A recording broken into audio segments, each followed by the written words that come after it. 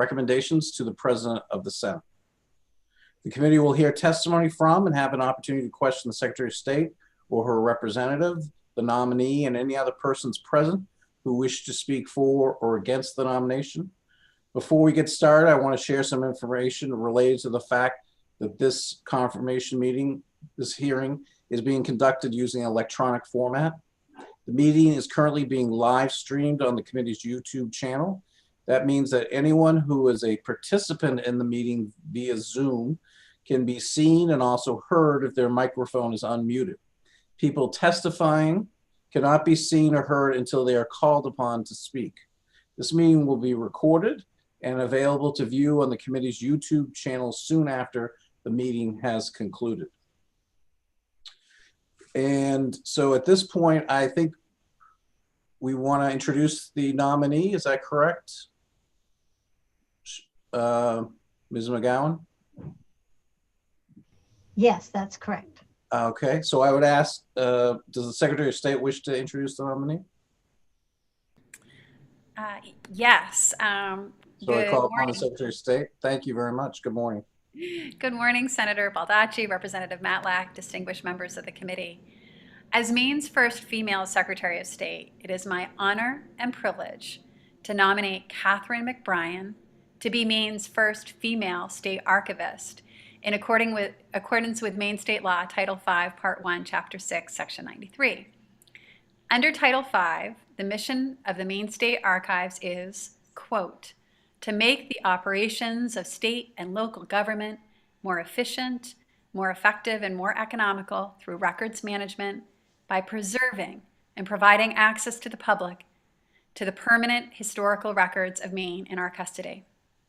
And the state archivist is, again, quote, the official custodian of the archival resources of the state. It is the responsibility and privilege of the state archivist to safeguard one of our state's most precious resources, the history and knowledge contained in the Maine State Archives. And Catherine, or Kate, McBrien has the professional experience and extraordinary skills necessary to fulfill this vital role. I want to thank my predecessor, former Secretary Matthew Dunlap, for doing the hard work of nominating her first. I want to extend my appreciation to Kate for her tireless service as acting archivist and Deputy Secretary of State from April 2020 to now. It was not easy to begin service as acting archivist during the pandemic, and then to grapple with HVAC failure this summer that required the evacuation of the cultural building and precipitated the necessary move of 56,000 boxes of materials held by the Maine State Archives out of the cultural building, a move that is ongoing. Kate has risen to these challenges ably with professionalism and dedication to the mission and goals of the agency. She has shown excellent organizational skills and a determination to meet every challenge with a can-do attitude. Fortunately for the Maine State Archives, Kate brought ample disaster management experience to the position. Whether it's emptying the water barrel on the first floor of the cultural building after a rainstorm or negotiating leases for temporary storage space, Kate has demonstrated her willingness to engage in every requirement of the job under difficult circumstances. I first met Kate professionally when I was executive director of the Holocaust and Human Rights Center of Maine, and she was the chief curator and director of public engagement at the Maine Historical Society. She had curated an extraordinary, award-winning exhibit of Malaga Island during her time as curator of historic collections at the Maine State Museum. The Holocaust and Human Rights Center invited her to join us in a workshop to educate Maine teachers about the history of Malaga Island, to bring that history into their classrooms. As a reminder, Malaga was a multiracial island community from which residents were forcibly evicted by Maine's government in 1912. I was struck by Kate's knowledge and ability to engage with the teachers on this important history. She continues to share her expertise on Malaga Island through public lectures, media appearances, on radio and television. Her comfort and skills with the media make her an excellent spokesperson, not only on hard history like Malaga Island, but also for the Maine State Archives as an institution. And additionally, she brings a commitment to equity and inclusion to everything that she does. Kate possesses an outstanding record of achievement in the field of museums and archives. In addition to her high-level work at Maine Historical Society and Maine State Museum, she has worked with Maine Humanities Council, and served smaller local institutions as well, including the American Independence Museum, the Pejepscot Historical Society, and the Strawberry Bank Museum. She has managed teams in several past positions, developing the management skills necessary to lead a diverse team of professionals. Kate understands what it takes to build strong connections with teachers, schools, and the public. One of my goals for Maine State Archives is to leverage technology investments and educational outreach to bring Maine State Archives into Maine classrooms and living rooms.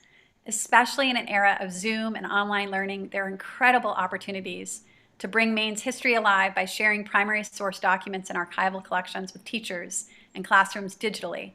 And I'm confident Kate will make this vision a reality. Finally, Kate brings vision and forward thinking to the position of state archivist. There have only been 3 prior state archivists since the legislature first established the position in 1965. Sam S. Silsby Jr., James Henderson, and David R. Cheever. A lot has changed in the last 55 years. Digital-born record management is the newest challenge faced at Maine State Archives, for example. Kate has the forward-thinking vision to shepherd Maine State Archives through the necessary technology investments to enable the state to better organize and preserve digital-born archives. And in an era of scarce resources, Kate has experience in securing and managing federal grants, something I'm hopeful the department will be able to do to support the Maine State Archives in the future. The past couple years have been particularly challenging for Maine State Archives. I want to acknowledge the hardworking and dedicated staff there. Some of them have worked at the archives for decades. Kate McBrien has demonstrated the commitment and experience to bring Maine State Archives forward into the future to safeguard Maine's most precious documents for generations to come. Thank you, and I'd be happy to answer any questions or introduce Ms. McBrien. Thank you. Are there any questions of the Secretary of State?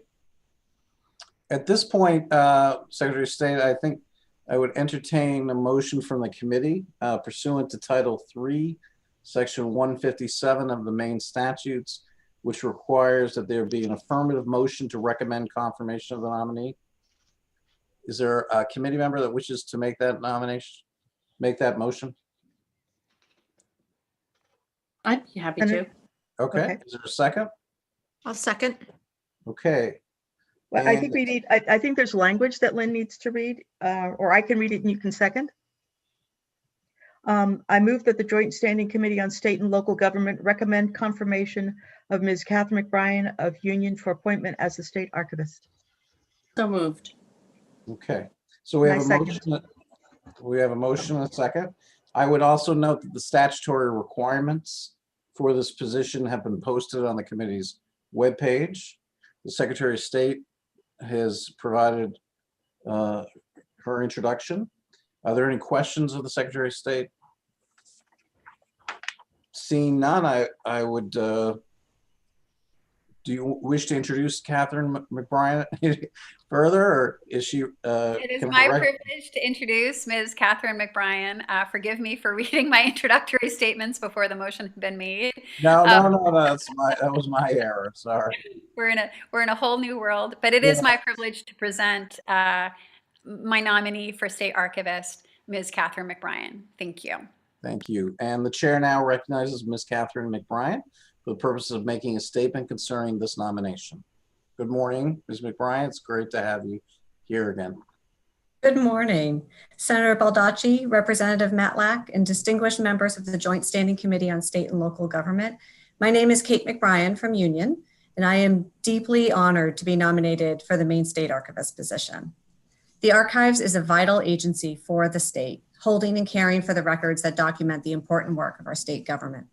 It is through this documentation that I believe we better understand who we are as a community and how we can move forward to ensure Maine's successful future. To serve as only the 4th archivist in our state's history and the first female to hold that position is an extraordinary honor that I greatly appreciate and am humbled by. I am proud of my extensive experience in Maine's history and cultural organizations. My career has actually been rooted in building collaborative relationships among cultural institutions, expanding public access to history, and uncovering the hidden history of our state. While I am trained as a museum professional, I have overseen and managed archival collections throughout my career and thoroughly understand the processes specific to archival management. I'm confident that my recent experience as Deputy Secretary of State for Archives actually provides a glimpse into my capabilities to serve in this position. The experience gave me a clear view of the many accomplishments and responsibilities of the Maine State Archives, as well as its current and future challenges. Throughout the almost 10 months that I led the archives, I successfully approached the tumultuous year by seeking opportunities to improve public access, to ensure the best care of our state's cultural documents, and to build collaborative relationships across state government. I follow the philosophy that whenever possible, it's best to make lemonade out of lemons. Even when the challenges of the COVID-19 pandemic and the closure of the state's cultural building were thrust upon us, the staff and I worked closely to embrace the challenge as an opportunity for positive change. For example, since we knew we needed to move the entire collection of records, in addition to all the staff and services to temporary locations, we took the opportunity to conduct the archive's first complete inventory of our container holdings. This inventory led to an online searchable catalog for the public, which we plan to launch within the next couple of weeks. This is an important first step to make the Maine State Archives collection easily accessible to everyone from anywhere. My time at the archives has also helped me to become more aware of some of the challenges that lie ahead. Already, the archives is faced with a question that all archives are struggling with: how to best preserve and manage digitally born records. As state agencies move away from solely paper-based record systems, the opportunity to create a thoughtful and effective digital records management system is now. The archives must also continue its efforts to digitize more of its archival collection so that we can meet the important goal of enabling all Maine residents and students to browse the records of their government from the comfort of home. And finally, the open question of how we want to return to the cultural building once the renovation is complete is before us. We can now choose to set it up the way we want to meet our 21st century needs. Lastly, my short time at the Maine State Archives has emphasized to me something I already knew: that the staff of the archives are dedicated professionals who care deeply about their work and the proper management and preservation of Maine's records. I rely on their expertise and thoughtfulness. I appreciate their commitment through what proved to be a difficult year, and I hope to continue to work closely with them. In my mind, the Maine State Archives is the linchpin to a transparent government for the people. It is the archives that will preserve and make available the records of your important work. In the Maine State Archivist position, I can bring both a clear focus to the serious work of the archives and a fresh vitality to its commitment to public service. I thank you for your consideration, and I'm available to answer any questions. Thank you, Ms. McBrien. Does any member of the committee wish to ask questions? Representative William Toole, and then Representative Matlack. Thank you, Mr. Chairman, and thank you, Ms. O'Brien, for being willing to serve. Certainly during the COVID situation, you have seen a lot of challenges, and it's one of those challenges that I would ask about today as you look to migrate all of your documents and history into the digital realm. Have you put a financial plan or proposal together as to how to do that, and how long do you foresee that taking place, the migration, if you will? It's going to take a while. We do know that there are digital preservation systems that can manage and help to make accessible those records that are born digitally. And that, it ranges depending on what product we would find, but it could range anywhere from $60,000 to $100,000 for that sort of a system. But that doesn't address the scanning and digitization of the already paper archival records. That's going to take a lot longer. I would see this as a 2 to 5 year project, probably something that will never really finish if we're scanning all the archival records. But to really get something up and running and accessible for the public, you know, I think that's doable, it's accessible, but it's going to take a few years. Thank you. Representative Ann Matlack. Thank you very much. I have some questions from others that I would like to ask at this point. A question from Ambassador Dana. She was inquiring about the digitization of state archives and asked if the state archives would be willing to provide digitized documents that are relevant to the Penobscot Nation's efforts. She feels that the material housed at the institution is of great importance to the history and culture of the Penobscot Nation. It is of vital importance to their culture and their community, and we're happy to make it all accessible. In fact, much of it is already accessible online through the Digital Maine website.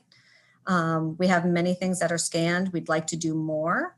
What I would love to do is actually work with the Penobscot Nation as well as the other Wabanaki tribes to help provide some context for some of those documents as well. I think it's one thing to put documents out there, but it's another thing to actually explain their significance to multiple groups and what they really mean to the history of the Penobscot Nation as well as to the state of Maine. So that's where I think we can grow as well.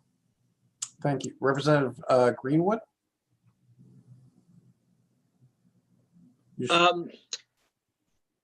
Have we ever worked with the Maine Registers of Deeds? Because I know they have a very extensive archival process for deeds at all 16 counties. I was just curious if we've talked to them about how they've done it, how they've archived, and is that something we could maybe join forces with? We already do. We've actually worked with them closely. Part of their statute is that they have to microfilm all of their deeds, and that's a service that we provide to many of the counties. Some have chosen to go a commercial route instead, but some of them actually send their microfilm to us. We scan it.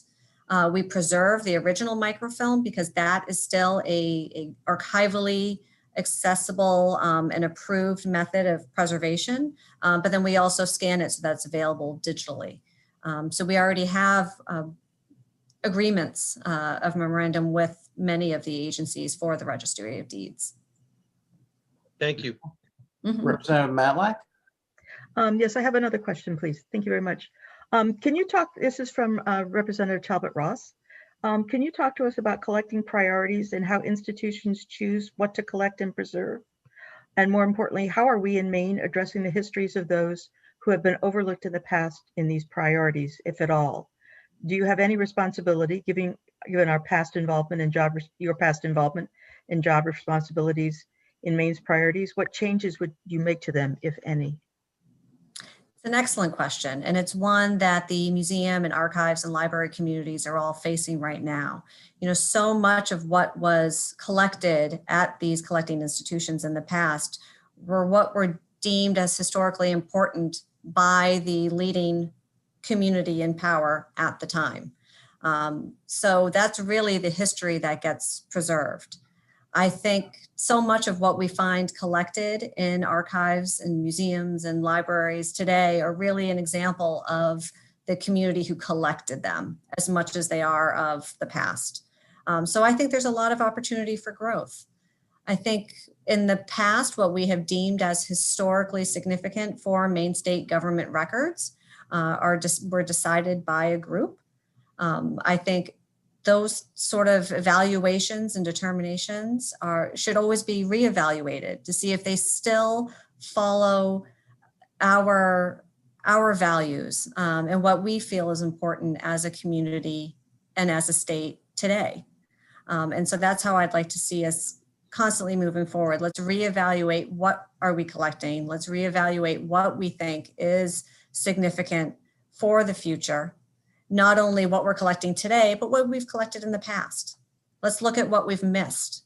Let's look at the communities that were not collected because they weren't deemed historically significant at the time. And let's see if we can correct some of that today. Thank you. Representative Toole? Thank you, Mr. Chairman. And I'm a history major myself. I graduated from University of Maine at Machias with a history degree.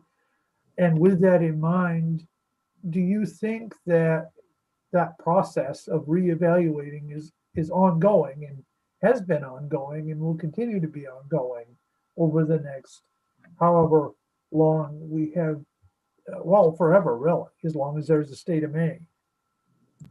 I think it is always ongoing. And I think that's part of our responsibility, is that as a responsible collecting agency, it is our job to constantly undergo that reevaluation, to always look back and see, what have we collected? What have we missed? What do we want to collect moving forward? And that will change over time. And it should. So that's something, like you said, it's forever. None of us really know what forever means, but whatever forever is, we'll be constantly doing this work. Thank you. I just had one. What is the oldest document that we have in our possession as a state? We store a document from 1636. It's actually part of the York County court records. It was a document from King Charles granting land to Ferdinand Gorges. And that is here at the Maine State Archives. The original of that, or just the? Oh, the original. No, this is the original. It's good stuff. That's good stuff. That is very good stuff. Any other questions by members of the committee? Okay, now the chair will now take comments from persons attending this hearing who wish to speak for or against this nomination. I would note that anyone who has a written statement who does not wish to speak should have submitted the statement with the committee clerk prior to today's hearing. All such statements shall contain the name and residence of the person who prepared the statement. Copy of each written statement presented to the committee at this hearing will be made available to the nominee upon his or her request prior to the committee's vote, and the nominee will have an opportunity to respond to the written comment. Those who wish to speak in person, registered with the committee clerk prior to the start of this hearing, will be called upon by the chairs, at which time they will be promoted to panelist status in Zoom and can be seen and heard. When it is your turn to speak, please observe the following rules. State your name and place of residence prior to presenting your testimony. Only comments concerning the suitability of this particular nominee for this particular position will be considered in order. All other comments will be considered out of order. After you are done speaking and there are no more questions from the members, you will be returned to attendee status and the next person will be called. So the next item is to call people who have signed up and registered to speak. Cheryl, you want to give us the order of those people? Sure. Earl Shuttleworth and then Howard Lowell. Okay, great. Mr. Shuttleworth, it's a pleasure to have you this morning. The floor is yours. Thank you, Senator Baldacci. Can you hear me all right? Yes. Very good. Senator Baldacci, Representative Matlack, and members of the State and Local Government Committee, my name is Earl Shuttleworth, and I am a resident of Hollowell, Maine. As Maine State Historian since 2004, I am pleased to testify in support of confirming the nomination of Kate McBrien for the position of Maine State Archivist. For more than a decade, I have worked with Kate in her curatorial roles at the Maine State Museum and the Maine Historical Society. At the State Museum, I recall her good work in creating the Cultural Emergency Resource Coalition of Maine to assist the state's cultural institutions in disaster preparedness. At the Historical Society, we co-curated a 2015 exhibit on early Maine photography. In these and other projects, I have been impressed by Kate's professionalism, energy, and commitment. She will bring considerable knowledge and experience to the position of archivist. More than 50 years ago, in 1965, then Secretary of State Kenneth M. Curtis and Maine's historical community successfully campaigned for a state archivist and a cultural building in which to house the state's archives. The challenges faced by Maine's first state archivist, Samuel Silsby, in 1965, and those of Kate McBrien in 2021 are quite different. In the last 56 years, state government records have grown significantly in size and complexity. You heard about those 56,000 boxes. And we are now subject to the rapidly changing technologies of our digital age. Yet the mission of the archives in a free society remains unchanged: to preserve the record of what our government does and to make it available to the public. Kate McBrien's background and experience indicate to me that she is fully prepared to meet these challenges and will bring valuable perspective of an historian to her work as state archivist. Thank you. Thank you. Any questions of Mr. Shuttleworth from the committee? Thank you. Our next speaker is Howard Lowell. Mr. Lowell, good morning. You're on mute, sir. There we go. Good morning. Good morning. My name is Howard Lowell, and I live in South Thomaston. Senator Baldacci, Representative Matlack, and members of the committee, I strongly support the nomination of Kate McBrien as Maine's 4th state archivist. This is a critical appointment in Maine government, as under a strong archives and records management law, the state archivist is fundamentally responsible for ensuring that the records documenting our rights, obligations, and responsibilities as Mainers, and the records that document the rights, obligations, and responsibilities of Maine government, that provide evidence and accountability of our delivery of government service as public officials, and tell the story of Maine and its people, that these records are effectively managed, preserved, and accessible. In my judgment, there is a current gap in our management of public records at all levels in Maine, and especially for those that are now electronic. I would characterize this gap as a material weakness and substantial risk in Maine government administration. And many of these issues are documented in the April 2015 OPEGA report for the Government Oversight Committee. This is a particular challenge that requires strong state archives leadership today, and Kate is already taking steps as that leader. Other immediate challenges facing the state archivists are reconstituting a new Archives Advisory Board, reconstituting the Maine Historical Records Advisory Board, restructuring the archives to better meet the requirements of the new revised law, and on top of these challenges is the one requiring the archives move from the cultural building, the sustaining operations and public access during asbestos mitigation and HVAC upgrades. Kate and her staff are up to these challenges.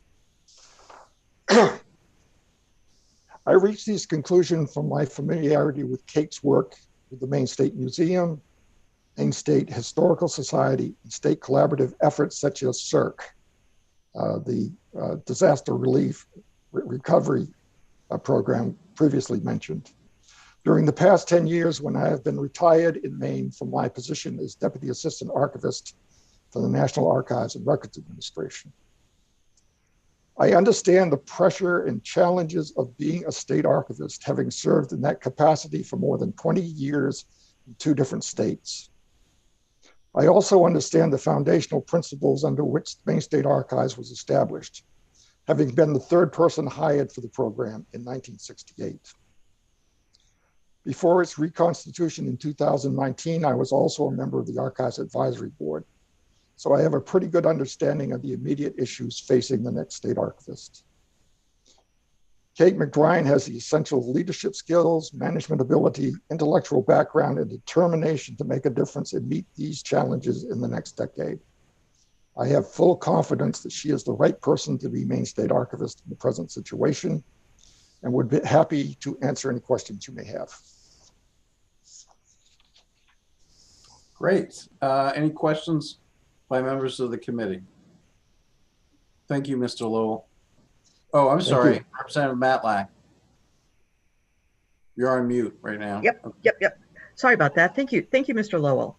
A question about the Archives Advisory Board you mentioned, and it's being reconstituted. Is that being reconstituted in a different format?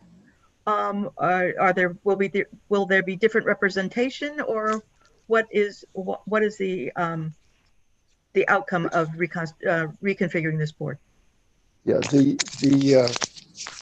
Kate can back me up, I think, on this. The Archives Advisory Board composition was changed when the legislature recently passed the new Archives and Records Management Law.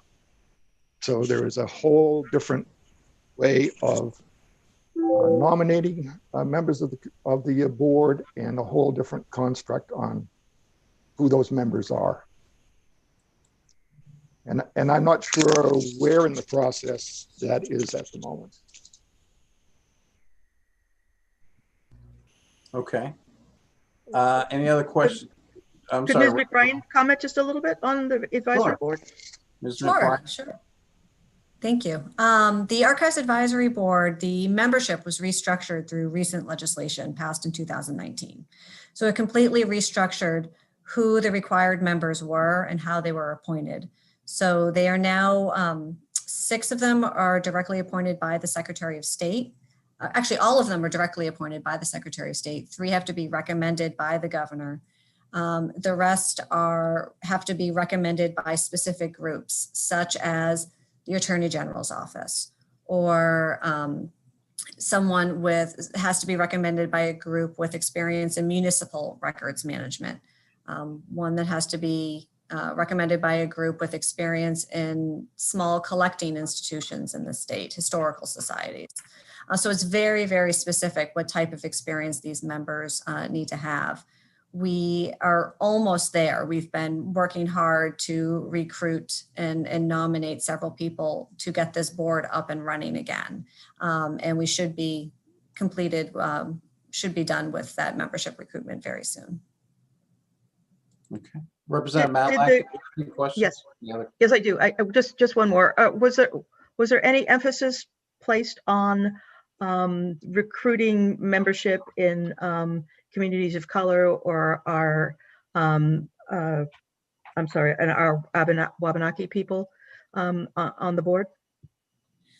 It's not specifically in the legislation. However, Secretary Bellows and I have found areas where we're making that an emphasis. In fact, we have a meeting scheduled this afternoon with members of the Wabanaki communities to see if they are interested and would be able to participate in the Archives Advisory Board. So we already are trying to make it as diverse of a board as possible while still meeting all the requirements set forth in legislation. Thank you very much. Mm-hmm. Okay. Any other comments or questions? We really appreciate Mr. Shuttleworth and Mr. Lowell being here and providing your recommendations and comments. I would note for the record that we've also received written submissions, and they have all really been an unqualified endorsement of this nominee, which speaks volumes about her work and professional experience and what she's already contributed to the state. And we look forward to the future of further contributions. One thing I did want to mention as a history nerd myself, and one thing I know, because it's hard in these Zoom hearings, but one of the things I think would be a great project to work on with a lot of interested parties would be the history of the Penobscot River and the Penobscot Nation, which is tied to the river. I think that, we did a lot of redevelopment of the waterfront in Bangor, but we really, one of the projects I would like to see, or I'd like to try to work on with people and others is rediscovering the history of that river that goes back hundreds, if not thousands of years, obviously. And the Penobscot Nation, which has grown up, which has lived and inhabited around that river. I think there's an important history. Much of it, many of us don't know, but I think it's an important history for all of us as Mainers to be aware of. But so I just wanted to throw that in there, and we can discuss that later. So in terms of taking the vote, I think we need to bring the hearing to a close because we're not allowed to vote on this position for at least 5 minutes after we close the vote, or unless we decide it's okay. So we need to close the vote first. Okay, so having heard all public comments and noting that written submissions have also been reviewed as part of this record, We will close. Is there a motion to close the vote? So moved. Is there a second? Second. Okay, it's been moved and seconded. So the hearing is now closed for the nomination of Ms. Catherine McBrien of Union for appointment as state archivist. So according to my notes, Representative Matlack, it says that we can't take a vote sooner than 15 minutes. So, Unless we all vote. to- Unless, Yes. okay, there's always an exception. yes. So is there a motion on the floor that the committee, somebody would like to make in that regard? Mr. Chair, I move that we suspend the rules that we haven't approved yet and vote on that nomination now. Second. Moved and seconded. Representative Reisman, you have a question? Well, it's more of just to let you know that I have been online here for a period of time, just so for the record, I'm present. Yes, thank you. And Representative Reisman, if you could just introduce yourself in terms of the district you represent. Yes, Sure. good morning. My name is Representative Walter Reisman. I represent District 69, which is Bridgeton, Harrison, and Denmark. Thank you, sir. And Representative Donna Dorr has also been on the line for a while. Representative Dorr, you want to just say hi and tell us what district you're from? Good morning. I'm Donna Dorr. I represent District 85 in Augusta. I'm doing a little treatment this morning, so hence the mask. Thank you. Okay, well, looks great. Okay, so, And Representative Paulus. oh, I'm sorry, Representative Paulus, good morning. Could you introduce? Good morning. I'm Representative Sean Paulus. I represent District 52, which is all of the city of Bath. Thank you. Okay, so we have a motion to close in a second. Take a roll call vote, Cheryl? We actually need to have somebody make a motion to accept Miss McBrien's nomination. We have to close this nomination first, right? I believe we've closed it. Yeah. Okay, do we need to take a vote on closing, or is it just the motion and the second is sufficient? We had a motion on the floor to suspend the rules and Right. move forward with this action. I believe we can just declare the hearing closed, and Representative Greenwood made the motion to move forward with the nomination. Okay, and that's been seconded by Representative Matlack, is that correct? No, there was somebody Okay. else, but yeah, it was seconded. Okay, and so the motion on the table is to suspend the rules. Do we need to take a vote on that? Yes, so Cheryl, why don't you call the roll for the vote on suspending the rules? Okay. Representative Randall Greenwood, Yes. Representative Randall Greenwood, yes. Representative Sean Paulus, Yes. Representative Sean Paulus, yes. Representative Francis Head, absent. Representative Mark Bryant. Representative Mark Bryant. Yes. Representative Mark Bryant, yes. Representative William Toole. Yes. Representative William Toole, yes. Representative Ann Pollock, oh my gosh. Representative Ann Matlack. Yes. Representative Ann Matlack, yes. Senator Joseph Baldacci. Yes. Senator Joseph Baldacci, yes. Senator Kimberly Rosen. Yes. Senator Kimberly Rosen, yes. Senator Ned Claxton. Yes. Senator Ned Claxton, yes. Representative Donna Dorr. Yay. Representative Donna Dorr, yay. Representative Walter Reisman. Yes. Representative Walter Reisman, yes. Representative Kathy Downs. Yes. Representative Kathy Downs, yes. Representative Lynn Copeland. Yes. Representative Lynn Copeland, yes. 12 yes, 1 absent. Great. That the motion is carried. The rules are suspended.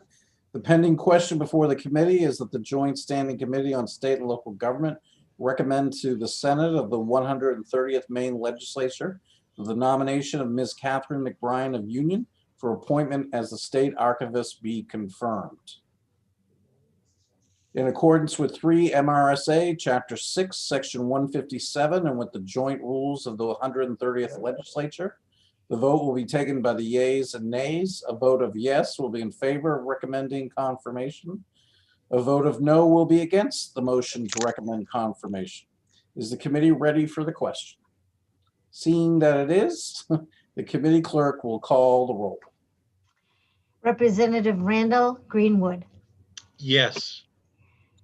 Representative Randall Greenwood, yes. Representative Sean Paulus. Yes. Representative Sean Paulus, yes. Representative Francis Head, absent. Representative Mark Bryant. Yes. Representative Mark Bryant, yes. Representative William Toole. Yes. Representative William Toole, yes. Representative Ann Matlack. Yes. Representative Ann Matlack, yes. Senator Joseph Baldacci. Yes. Senator Joseph Baldacci, yes. Senator Kimberly Rosen. Yes. Senator Kimberly Rosen, yes. Senator Ned Claxton. Yes. Senator Ned Claxton, yes. Representative Donna Dorr. Yes. Representative Donna Dorr, yes. Representative Walter Reisman. Yes. Representative Walter Reisman, yes. Representative Kathy Downs. Yes. Representative Kathy Downs, yes. Representative Lynn Copeland. Yes. Representative Lynn Copeland, yes. With a vote 12 yes, 1 absent, confirmation is confirmed. So it is the vote of the Joint Standing Committee on State and Local Government that the nomination of Ms. Catherine McBrien of Union for appointment as state archivist is hereby confirmed. Congratulations. It's been a Thank you. pleasure. It's also a learning experience for all of us, so thank you. Thank And, you all so much. are there any other questions or comments on this matter? Hearing none, I think if we could take a 10-minute break and then we will meet with the, We do have a question, Representative Donna Dorr. oh, I'm sorry, Representative Dorr, did you have a question? Just a quick comment, if I might. I actually Sure. worked in the state archives under Sam Silsby and with Jim Henderson for almost 9 years. And there's nothing more precious to me than those archives and the history they have of our cities and towns here in Maine. So Catherine, I wish you well, and I will be coming to visit. Thank you. Great. And I think we all look forward to visiting in person when we can. That would be great. Any other questions or comments? I want to thank the Thank you. Secretary of State as well for being here. And Ms. McBrien, we wish you the best and look forward to working with you in the future.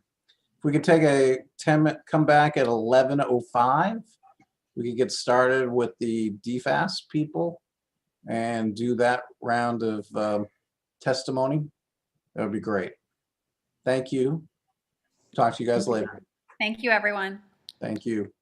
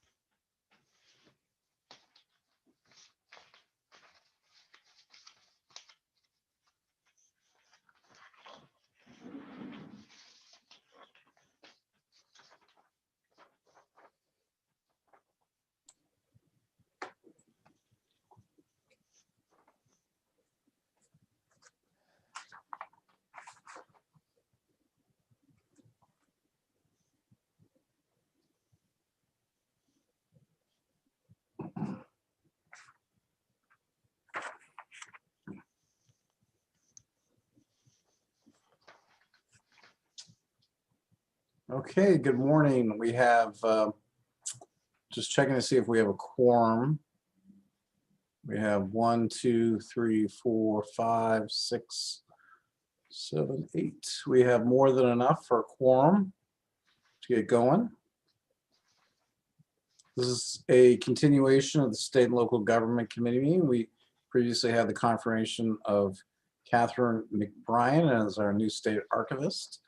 And at this point in time, we're going to be meeting representatives, including the commissioner from the Department of Administrative and Financial Services. I think Commissioner Figueroa is going to be on the line with us shortly.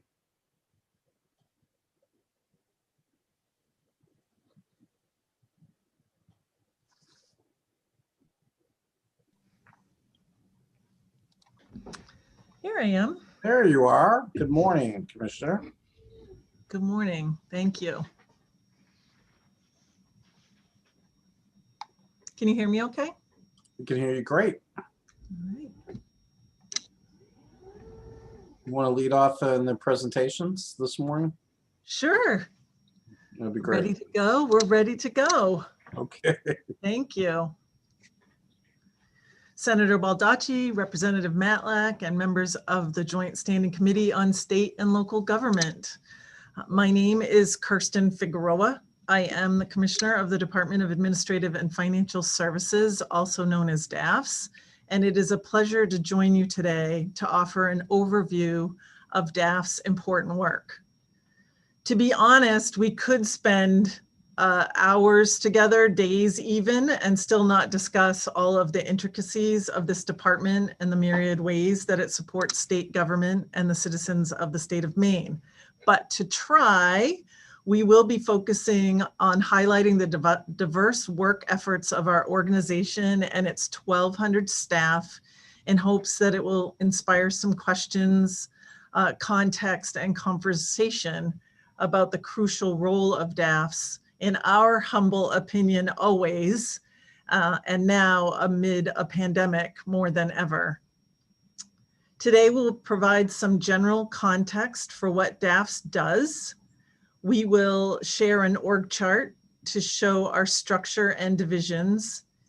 And then we will share information from each bureau that will generally fall into 3 categories: an introduction of that division leader, most of whom have joined us today, the role and mission and structure of the Bureau, and then a few highlights from a year in the review. We have a slide presentation that may be on your screen now, in hopes that it might be easier to follow. And our Bureau directors, as I mentioned, and Commissioner's Office staff are here and will be, of course, happy to answer questions either along the way or at the end during our concluding Q&A. So we will start with, what is DAFs? DAFs is the central nervous system of state government. We are a professional services organization focused on the development, delivery, and maintenance of centralized government systems that sustainably support the financial, technological, human resource, environmental, and infrastructure health of state government for the benefit of the public and our fellow state agencies and employees. This allows other departments to focus their expertise on their priorities. For instance, our natural resources, education, health and services, while we guide, support, and innovate within our areas of expertise. This includes coordination of services, creating consistent application and interpretations across state government, highly experienced staff with specialized knowledge who provide technical guidance, problem solving, and management services, systems and workflows that are meant to provide efficient, effective delivery of services that save departments time and money. Specifically, DAF serves as the principal fiscal advisor to the governor, prepares the state budgets, coordinates the financial planning and programming activities of state agencies, and advises the Maine legislature on the financial and economic status and statutes of state government. We are responsible for oversight of all aspects of the civil service system and employee training and benefits, handling collective bargaining negotiations, contract interpretation, and representing all state agencies in grievance arbitrations. We maintain all state-owned buildings and grounds, manage public improvements, new construction, renovations, repairs, and procure all leased space. And we provide numerous internal services for state agencies, including oversight of financial controls, procedures and transactions, administration of risk management, self-insurance, operation of the computer network system, delivery of information technology services, contracts, purchasing, management of the state fleet, coordination of postal services, and disposition of surplus property. We lead and collaborate with open doors, open minds, and open hearts. And we value excellence, teamwork, and innovation, open and continuous communications, diversity, integrity, and humor, a helpful, courteous, and positive attitude, personal and professional growth, pride in our work, leading by example toward environmental sustainability, and respect for our fellow state employees and the Maine residents we serve. We have an org chart here that shows that we are 10 divisions. We have 1,200 positions, not 12,000, but you know, we're looking to grow. And we have 7 divisions that are under the purview of state and local government. Well, 6.5 actually, because the Bureau of Human Resources is split off a bit, and we'll talk about that.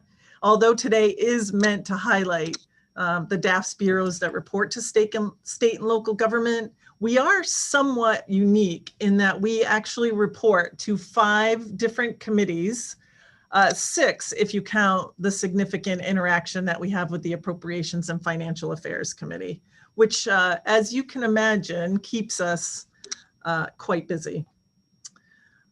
It's important to note that while not overseen by this committee, our workload also includes the primary revenue generating functions of state government, main revenue services most prominently, as well as the state's liquor, lottery, and marijuana operations.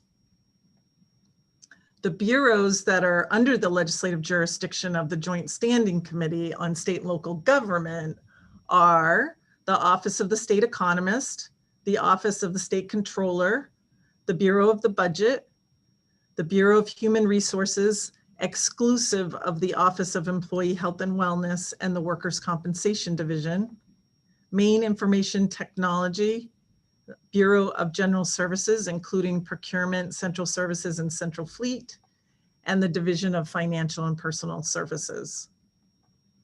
I'd like to take a moment to introduce some of the amazing people who oversee key elements and the state and local government components of the department.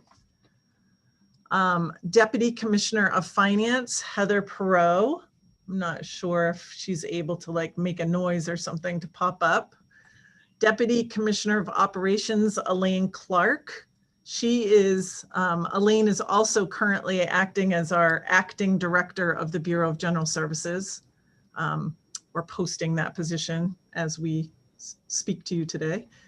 Chief of Legislative and Strategic Operations, Anya Trundy.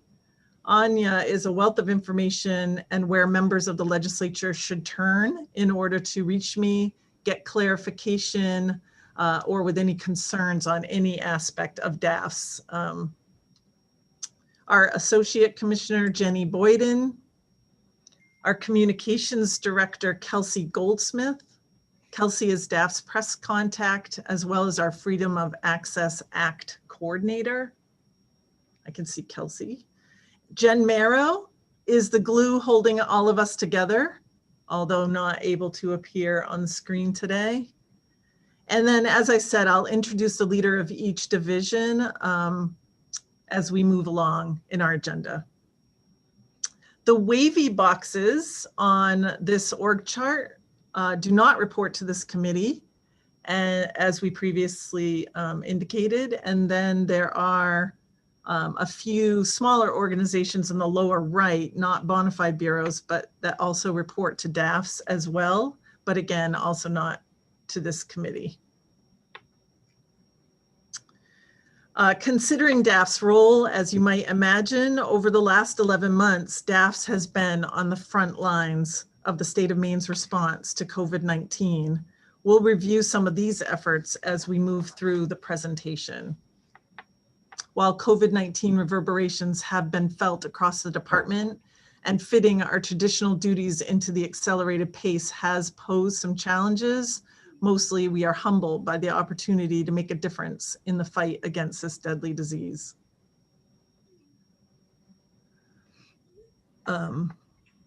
Okay, so now to our bureau by bureau.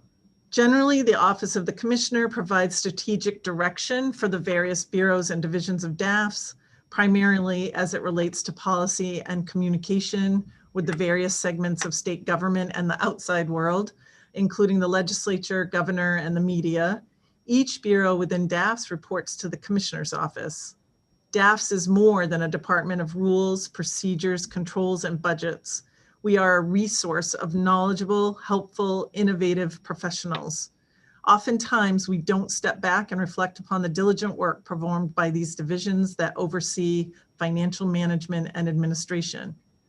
When they are doing their jobs well, Similar to when breathing happens automatically via our central nervous system, they don't get applauded for their efforts. It is each of DAF's bureaus with statutory reporting obligations to this committee that we'll focus on today. So to begin, we start with the Office of the State Economist, and that is led by our state economist, Amanda Rector. Amanda may be the most publicly visible member of our team. You can regularly catch her on Maine Calling or presenting to local business and civic organizations, currently remotely, of course, about the state of Maine's economy. The Office of the State Economist is responsible for tracking and analyzing economic and demographic trends in support of policy development. The office maintains and presents on various modeling and analytical tools with the capability to do economic impact analysis, demographic projections, long-term and short-term economic forecasting, and statistical analysis. As designated by statute, the State Economist is a member of the Revenue Forecasting Committee, and the office provides staff support for both that committee and the Consensus Economic Forecasting Commission. The office also serves as a liaison between the state and the U.S. Census Bureau, including designation as the state data center lead agency for Maine. As you might imagine, amid fluctuating state revenues and changing economic conditions, this office has been quite busy amid the pandemic. Next, the Office of the State Controller is led by Douglas Cotnoir. He's our state controller. I'm not sure if Doug can give a wave. Doug and his team are responsible for maintaining and reporting all state financial transactions. Staff analyzes fiscal transactions and payrolls to ensure legality and correctness. In addition, the office provides internal audit support for the agencies that comprise state government. The Risk Management Division provides insurance services and loss control services to state agencies. A major priority of the Bureau is maintaining the state's central systems. One relating to accounting. Advantage is used to process more than 1.5 million disbursements and more than 3 million financial transactions annually. Additionally, the Human Resources Production System issues more than 338,000 payroll payments annually. And the Maine State Time and Attendance System is used by more than 9,700 employees to record and track work and leave hours. I know that Doug will forgive me as we are simplifying, as we will have to throughout the presentation, because as I said, we could be here for days. This office generates $18 to $20 million annually in general fund revenue by developing, negotiating, and administering the statewide cost allocation plan. StateCap is the allocation of certain central services costs to other funds and accounts. The Controller's Office, Budget Office, Bureau of Human Resources, and Bureau of General Services are examples of central services costs that are paid for by the general fund and then charged through StateCap to ensure other funds, particularly federal funds, pay for their share of activities and costs. I would like to highlight that amid the COVID-19 pandemic, the Office of the State Controller has adapted their processes to keep state government financial transactions running smoothly while employees work from home. This has provided a great opportunity for OSC to transition many of its very paper-driven processes to a system that is less so. The office was also instrumental in issuing payments of Maine's $1.25 billion of coronavirus relief funds from the federal government, with a lot of check writing and behind the scenes due diligence. At the Bureau of the Budget, Beth Ashcroft, our state budget officer, leads a small but mighty team. The Bureau of the Budget provides central budget and position planning and control in support of gubernatorial objectives and legislative intent. This represents a balanced approach for carrying out the initiatives of the executive branch of state government within the limits of legislative oversight to achieve the most effective outcomes within available budget resources. The Bureau of Budget prepares and submits biennial to the governor or the governor-elect a state budget document, and the Bureau examines and recommends for approval the work program and quarterly allotments of each department and agency of state government, and also examines and recommends for approval any changes during the fiscal year. The Bureau also provides constant review of the administrative activities of the departments and agencies of the state, studies organization and administration, and reports periodically to the governor and on request to the legislature. In particular, over the past several months, alongside DAF's Associate Commissioner Jenny Boyden, the Bureau of Budget took the lead to facilitate submissions from departments as the governor was pursuing curtailment efforts this summer, meant to harness state spending in line with revised pandemic-induced revenue shortfalls. Additionally, this small team of 10 led communications and execution of a pandemic-related freeze on certain resources as the governor asked commissioners and department heads to evaluate all spending with an emergency basis scrutiny. And they have since compiled a supplemental budget for the current fiscal year, as well as a biennial budget for 22 and 23. This yeoman's work was completed under tighter than normal timeframes, while pandemic impacts to revenues were evaluated and updated. At DAF's Bureau of Human Resources, we are fortunate to have Brina Bissell as our director. The Bureau of Human Resources, or BHR, is responsible for the administration of the state government civil service system, which is the hiring and retention of state workers based upon skills and merit, employee relations activities, collective bargaining, statewide human resources programs, classification and compensation, the state employee benefits package, the deferred compensation plan, the state's workers' compensation plan, and equal opportunity policies and practices, as well as training efforts. This is an incredibly nimble group with a centralized function, but many staff members dispersed across state government via the service centers. Just when we thought we couldn't get any busier with all the normal day-to-day HR interactions, along with the ongoing Workday project, which is an effort we've spoken about here, meant to update some of our generation's old payroll processing and other HR software systems. And with a bargaining year in sight, the HR world definitely turned upside down with the pandemic. BHR has been very busy transitioning the vast majority of state employees to telework at the onset of the pandemic. This telework is considered an emergency basis and in most cases is ongoing as operational needs allow.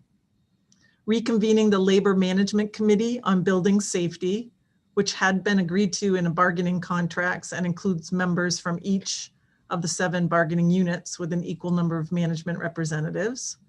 Creating a transition committee and several subcommittees with the purpose of deploying public health work rules for state employees working on site, such as face covering and distancing expectations, evaluating the workplace amid COVID-19, and staying connected with the workforce amid COVID-19.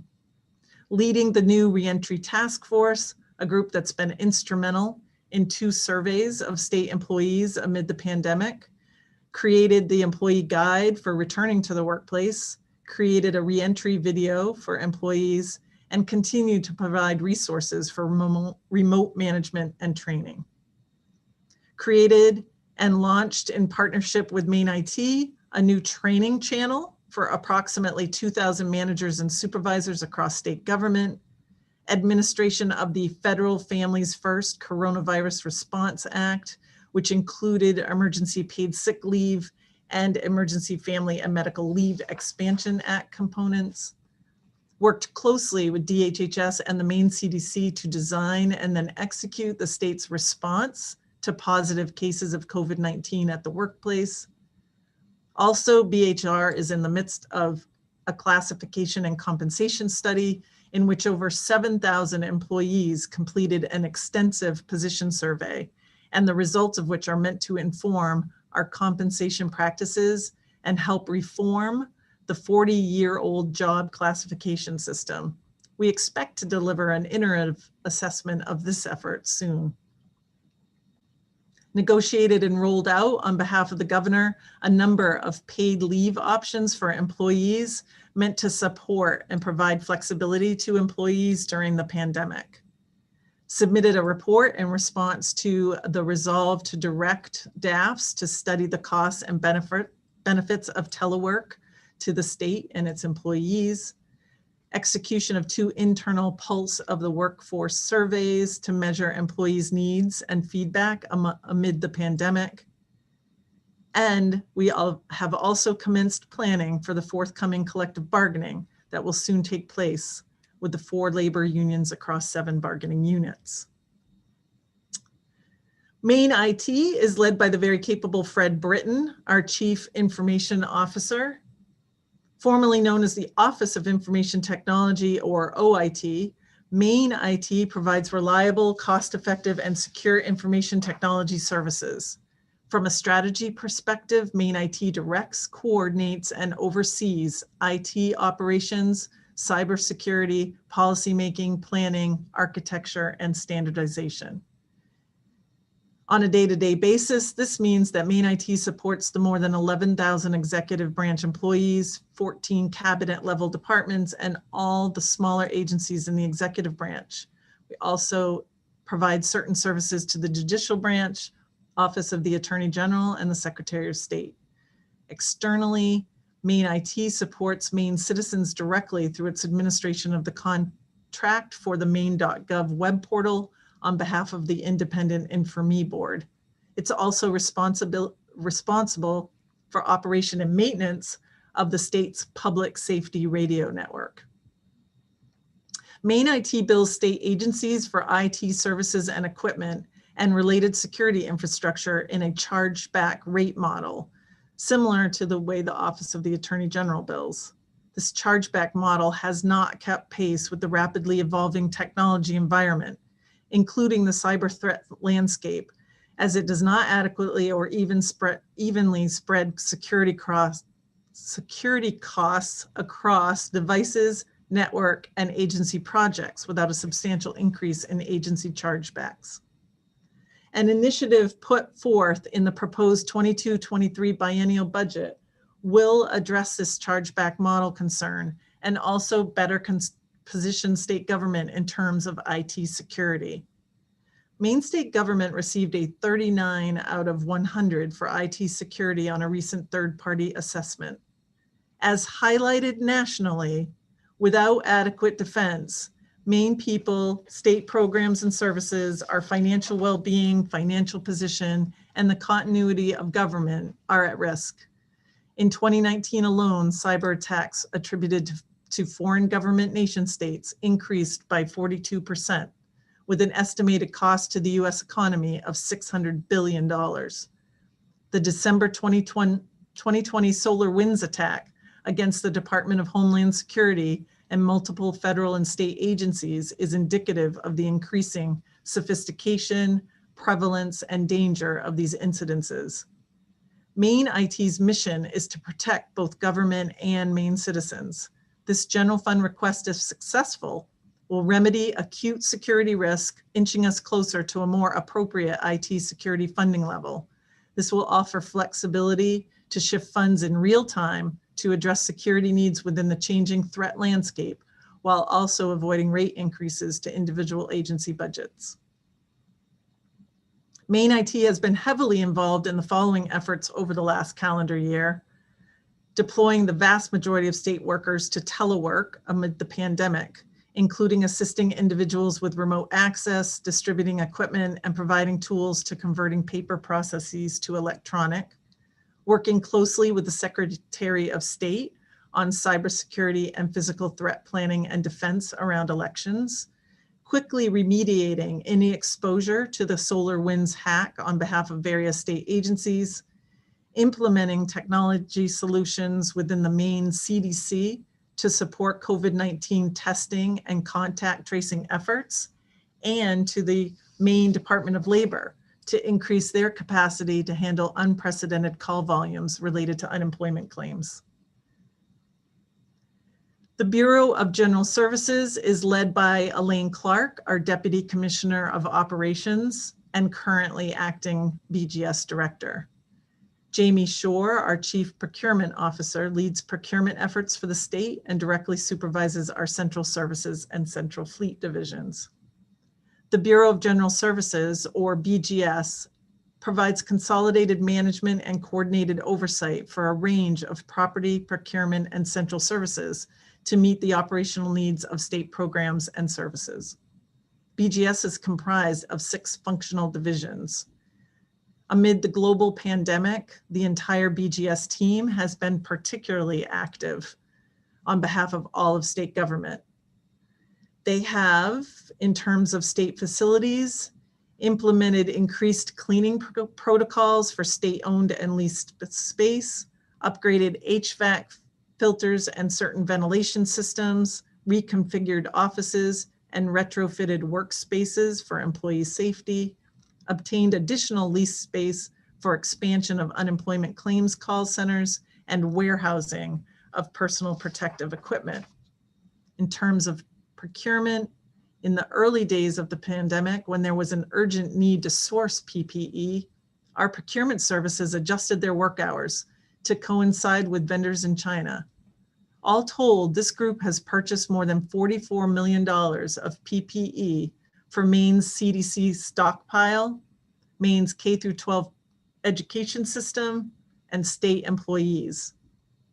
We stood up a new PPE warehouse and purchasing system to distribute PPE to state agencies and school districts. We collaborated with the Department of Education to purchase 45,000 remote learning devices for distribution to K-12 students. We work closely with the Secretary of State and municipalities across the state to procure and distribute absentee ballot drop boxes, and reviewed and negotiated more than 650 master contracts on behalf of agencies across state government. And finally, the Division of Financial and Personal Services is led by Heather Perot, DAF's Deputy Commissioner of Finance. The division is comprised of service centers that provide financial and human resource services to agencies across state government, which ensures consistent best practices while also creating efficiencies that result in the most effective use of state resources.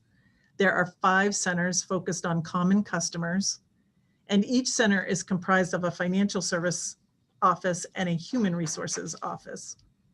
Responsibilities include many financial functions in partnership with both the Office of the State Controller and the Bureau of the Budget, managing cash flow, onboarding new employees, training managers, assisting with deployment of agency budgets and supporting materials, forecasting and analyzing variances, and advising on a variety of financial matters throughout the year.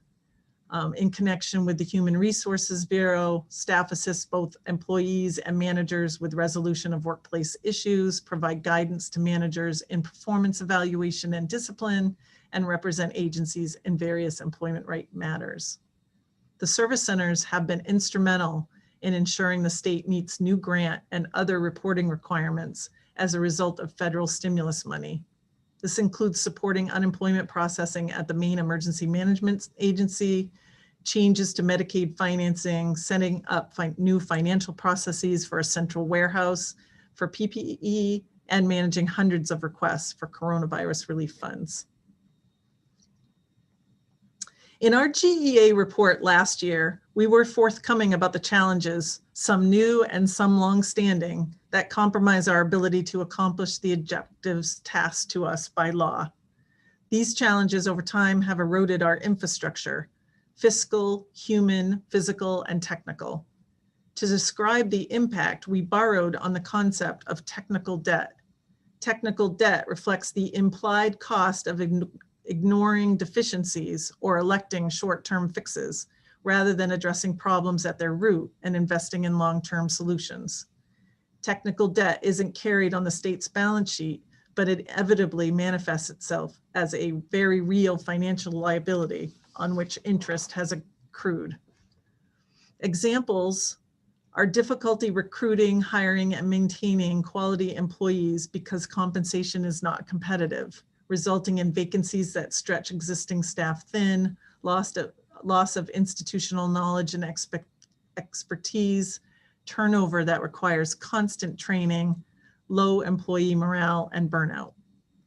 Significantly out-of-date computer systems that make for inherently inefficient processes, incompatibility with supporting systems, no longer supported by vendors, using computer languages that are no longer taught, vulnerability to cyber attacks, jeopardizing the data that we are responsible for. Neglect of state-owned properties, including office buildings, armories, state parks, and dams. Delayed routine maintenance always costs more in the future when it becomes an urgent necessity. Accelerated depreciation and lost opportunity to maximize the usable life of state assets, and decaying facilities can pose a health and safety risk. It is DAF's responsibility to highlight the crucial importance of preserving these infrastructures, to ensure stewardship of all state resources, to evaluate, design, and implement creative solutions. DAFS is undertaking several inventory projects to highlight the erosion of our infrastructures and developing roadmaps to catch up, keep up, and build up. For instance, a review of all office buildings owned and leased for maintenance, repairs, renovations, sale, or new buildings. We've already touched on the comprehensive review of compensation and job classifications. The addition of more responsibilities with no additional headcount or reduction in tasks, coupled with lower pay and benefits, is a challenge to maintaining, growing, and supporting our workforce. A statewide inventory of computer systems and applications. Part of the reason we can't respond to newer technologies is because our systems and the patchwork that's been done aren't able to talk to newer technologies. And evaluating training opportunities and systems to ensure state employees have the most current knowledge and skills to provide the best information and services to the public and our state agency partners. Of course, the inherent danger in highlighting the holes is the expectation of fixes. That's why the development of the roadmaps will be as critical as the assessments, to show not only that we have a comprehensive understanding of the issues, but to create methodical, sustainable, thoughtful solutions that will hopefully get us to a place where we can preserve our systems and maintain them at appropriate levels going forward. For sure, the pandemic has delayed some of this effort, but it's also been helpful to highlight our most critical activities and gaps.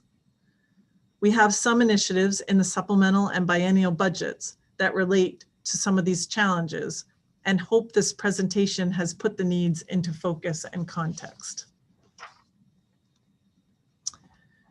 I want to say I could go on, and I often do. I am incredibly passionate about DAFS and our DAFS team. I started in DAFS very early in my state career, more than X number of years ago. We have a highly trained, customer-focused, pivotably important role in the state's ability to provide the programs and services so crucial and so very important to main families, schools, and communities, especially during such unprecedented times.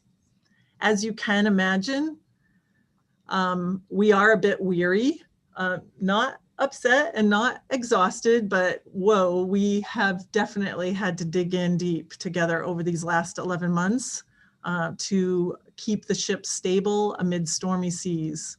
And we have incredible first mates on this journey. Even with some large swells coming our way, this crew has gone above and beyond in their public service. My team and I will provide these updates and more in a separate report document that offers a detailed overview of DAFS, including all that we've shared today and other highlights of what's happened over the past year. And we'll also reshare our Government Evaluation Act report from 2019 that was presented to this committee almost a year ago. These will be valuable resources for you over the coming session. And meantime, before we take questions, let me just ask that you jot down Anya's number and email. She is the one. And it doesn't matter if you're talking about a division that's covered by this committee or you happen to have a different question about DAFS, please reach out to Anya. We thank you very much for your attention and look forward to any questions that you might have. Great. That was a great presentation. Thank you, Commissioner. I think that you've really highlighted some of the excellent work that your department has done, and we're all very appreciative of yours and the people with you in terms of the public service and their contributions to the state of Maine. Are there questions by members of the committee? I had a couple of questions, Commissioner. And, I wanted to ask, in terms of CARES Act funding, the December CARES Act did not include state and local government aid, correct?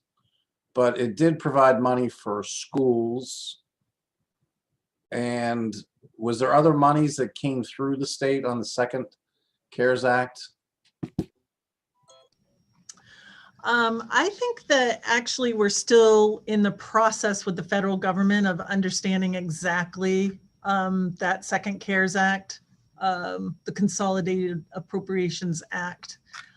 We know that there's some money in that for rental assistance that will flow through the state to Maine Housing Authority.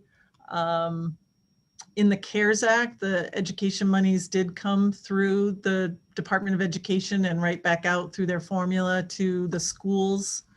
And I believe there's some expectation of $46-ish million that will go to the Department of Transportation. And then again, What is that from the second CARES Act? from the second, yeah, from December, from the, Okay. yep. Is that for, what is that specifically for? It's actually, unlike the first CARES Act, had some money for what was referred to as multimodal. It mostly went to the towns to support their bus infrastructure there. But this one actually has, our understanding is about $46 million for light highway and bridges repairs. Oh, okay. So it could go into the infrastructure plans of the state, basically? Infrastructure, for actual activities for Department of Transportation, Right. for roads and bridges. Yep. Okay. So then, we usually rely on the FFIS, which I can't think of what that stands for right now. They kind of update when funds have been more officially granted, and that will happen through a grant or official document so that we know a little bit more about the expectations. As you might remember, when they did the CARES Act, they pushed a lot of money out to the state and then kind of followed up with, this is how you're meant to use it. This is the process for what to do with it. And we're still in the process of doing that with the second round. But so you are correct that nothing came through the state in this Consolidated Appropriations Act the way that the 1.25 billion of CRF came through the CARES Act. okay, but there may be some, is there a way to update us regarding the second CARES Act funding that might be coming through the state? I understand about the rental program, but if there's a way so that we know, I know we were provided a document a couple weeks ago that had the amount that was spent and the amount that was unspent, but that was not based on anything having to do with the second CARES Act. That was pre-second CARES Act. Actually, those same links will take you to the Bureau of Budget's website, and we will re-up all of that for you.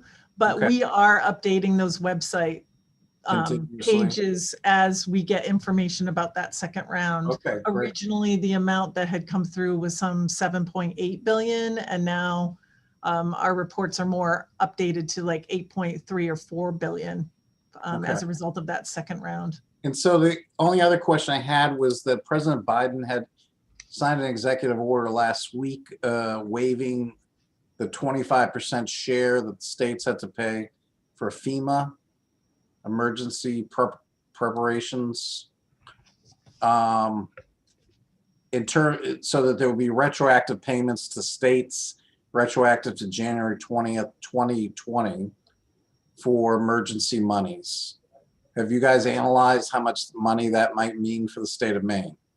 So when So just to pull everybody into what that means, when FEMA provides money for something, it will provide 75% of that cost.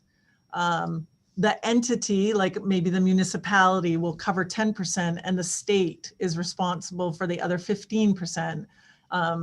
You might have seen some of this happen when we've had to ask for money for like the windstorm, would be an example of that.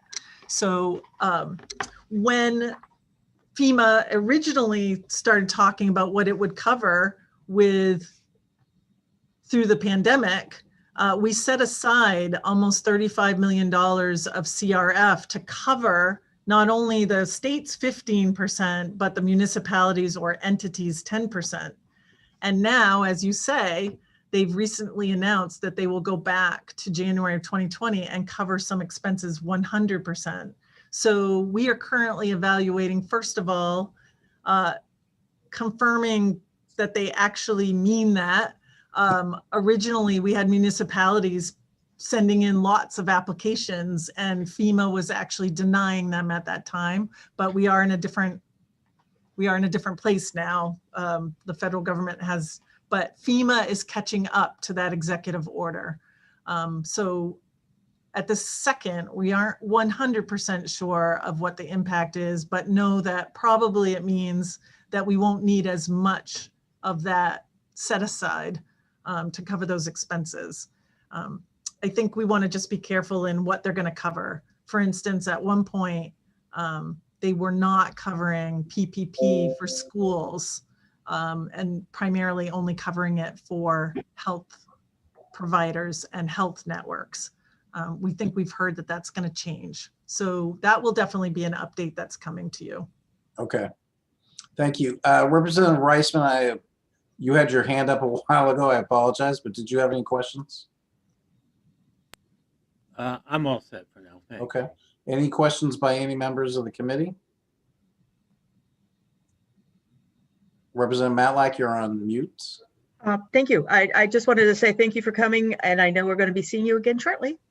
And I look forward to our discussions at that point. Thank you so very much. Thank you. Would it be okay, because they're here, just to have my staff, were you able to see them as I was talking about them? Maybe you could. Not really. Yeah. Not really. So maybe just since they're on the screen, if you didn't mind, before we signed out, I could just have everybody. Oh, that would be great. Oh, yeah. Okay. No, that would be perfectly fine. Because I know some of them have dressed up. Doug. Why don't I did. So Doug, can you give a wave so that everybody sees you? Doug is our state controller, the office of the state controller. Amanda Rector, there she is. Amanda is our state economist. Let me get on the right page here. Good morning, Doug and Amanda. Heather Perot, are you on, Heather? Yep, there she is. Heather is our Deputy Commissioner for Finance. And so she primarily helps me with the Office of the Bureau of Budget, State Controller's Office, the service centers, Amanda, and something else. Can't hear Heather, but she's trying to tell me. So what? Bureau of Human Resources. Yes, which is not financial, but also she covers Bureau of Human Resources. We've got Elaine Clark. Elaine, are you? Yep, there's Elaine. Elaine also is a deputy commissioner, and she's for operations. And as I've said, she's also currently acting as the BGS director. Hi, Elaine and Heather. Good morning. Anya Trundy, as we've mentioned. Anya is our legislative and strategic operations. We've got Jenny Boyden is our associate commissioner. Jenny, give a little wave. There she goes. And I will just say that for my sanity, Jenny is very helpful. Beth and Jenny and I work very closely on the budgets. And I wouldn't be able to do all of the budget brain work that I have to do without her. Kelsey Goldsmith. There she is. She is our Director of Communications, as I mentioned, our press contact and also freedom of access. Beth Ashcroft. There she is. Beth is our State Budget Officer. You might recognize Beth as formerly from the Office of Program Evaluation and Government Accountability Office. We've got Doug. We've got Brina Bissell. Brina is our Bureau of Human Resources Director. And we've got Elaine, we've already shown. We've got Jamie Shore is our Chief Procurement Officer. Is Jamie. And then Fred Britton is our Chief Information Officer. Please. Did I forget anybody? It's going to make me sad. I didn't. Anya's telling me I did a great job. I see that. I just do want to brag for just 1 second that each one of these people is invaluable. And this is a really, as you know now, a really complicated, diverse, important department to state government and the state. And this group, they are all professionals that are dedicated public servants. And not only that, incredible managers during a time when our employees are doing more with less and need to be supported in ways that are different than how we've normally done that over time. And they have all stepped up to that challenge. I couldn't be more proud of them. And I also could not be well, you know, the successful commissioner I am without them. So I'm glad that you got a chance to see all their faces. I'm glad they're all smiling today on this Monday morning. And we are here and available through Anya to answer anything that might come up for you. And so thank you. So thank you. Well, Commissioner, thank you very much. Obviously, you run an excellent department, and we want to join you in thanking you and the members of your team for their public service. Seriously, I agree with your comments. It's really important to recognize the high quality of service and professionalism really does serve our state very well. Is there any other questions or comments by members of the committee? Okay, well, I want to thank everybody from the Department of Administrative and Financial Services. Thank you so much. I think you characterize yourselves as the central nervous system of the state, and so I think that's appropriate because it does reach all angles and ends of the state. So thank you for your work. I think that Lynn, do we have further items on our agenda, or is this? I think this was the only additional item in addition to the confirmation we have. That's correct. Okay, so I think we can. Is there a motion to adjourn? Move to adjourn.